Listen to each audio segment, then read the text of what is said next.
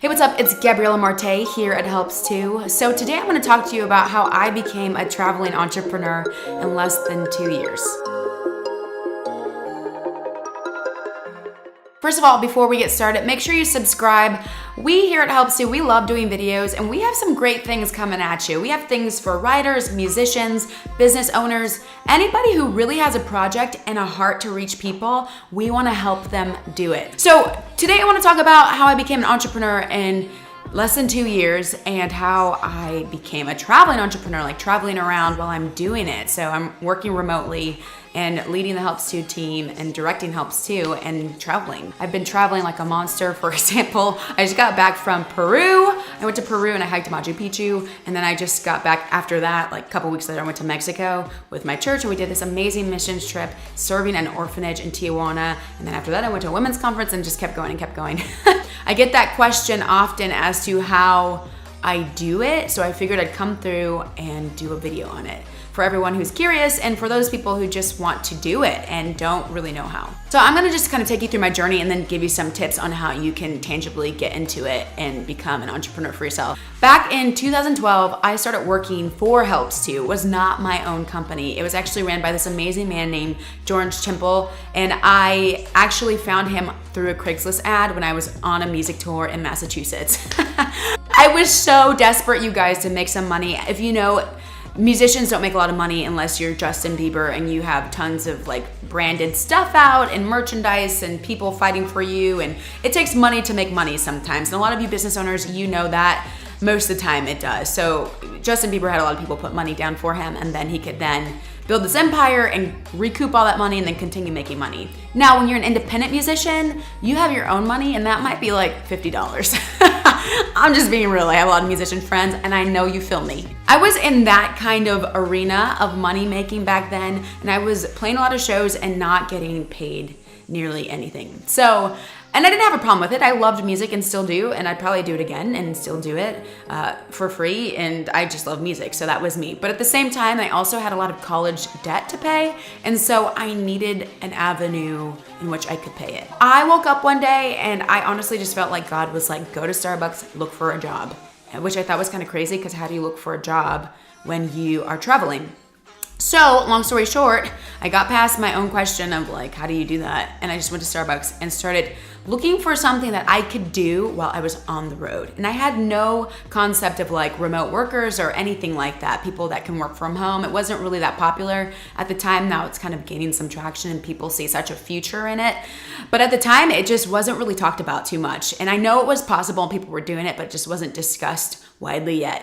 And so I went to Starbucks and I found this job at Helps Too, the company I currently now own. And the job was a 10-hour-a-week social media marketing job. I started working for George 10 hours a week, and then it slowly grew steam and I was working a lot for him, and it became this awesome relationship.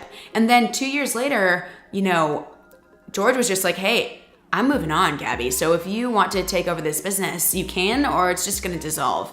And I was like, whoa, I cannot believe that this opportunity is in my lap, and I'm kind of terrified because at the time there were 4 of us working for Helps Too.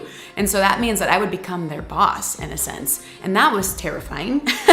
Long story short, I took on Helps Too. So I really had to get into the mindset of a remote worker and put myself out there. So I'm gonna give you right now 3 tips on how you can do the same thing for yourself. You might not inherit a business like I did, and you might not fall into it or get pushed into it like I did, but if you really wanna do it, I'm gonna give you 3 tips on how you can do it, okay?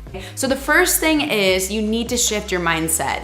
If you want to be a remote worker and you want to either sell things to make money or sell services or your talent, if you want to do those things, you're going to have to put yourself out there and really get okay with rejection. You have to understand and basically come to this place where you say, I am not what I'm doing or selling. I am me, and that is that. If people don't like it, oh well. There are people that will resonate with it, and I have to find them. You have to come to that mindset of, I'm gonna put myself out there, whatever that looks like. It might be you sending letters to business owners, which I have done, personalized letters to business owners to get their business. It might be you doing videos, which I have done, as you can see. It might be you just doing things that are not comfortable to you. If you really want to work remotely and not have to go into the office from 8 to 5, you're gonna have to get okay with putting yourself out there and and doing things that are really uncomfortable. And I think that's a part of it that a lot of people don't see. It's not comfortable being an entrepreneur and running a business and doing your own thing, and traveling's fun, but it's not comfortable. Number 2,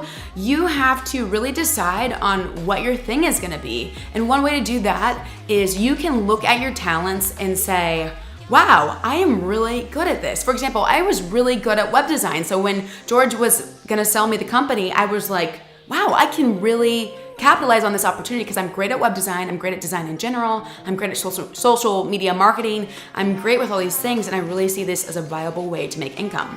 So if you don't have a viable way to make income, that's not a problem. Go find one. There's so many out there, there's so many skills you can sell as a service, or there's so many things that have yet to be created that you can create. And the third thing is crack down on yourself and make yourself be consistent. One thing that a lot of people don't do, and why I really believe people fail when they're creating new businesses and becoming an entrepreneur, is because they're just not being consistent. And honestly, I get it. You know, sometimes you put your efforts out there and you feel really rejected and things just aren't working like you thought they would. That's totally true. And that's how it is in business. For example, you know, when I was in college, they'd always preach to us that it takes on average 7 years for a business to break even. So if you feel as if things aren't working out the way that they should, that's fine, keep at it. Don't just give up early, don't give up 3 months in. You know, give it a great time period. Actually decide on a time period for yourself that you're gonna give yourself to grow what you're doing. And don't give up right away, because that's what separates the person that's an influencer and somebody that's really good at what they're doing in their industry from the person that tried it and is gonna go try something else now and never really gets on their feet with anything. And then I know I didn't say that I'd give a 4th tip, but one tip I wanna give you is that a lot of people do not tell you because it's not popular. It's okay to work a job while you are getting your entrepreneur shoes tied and really settled upon your feet. It's all right to work a job to fund your entrepreneurial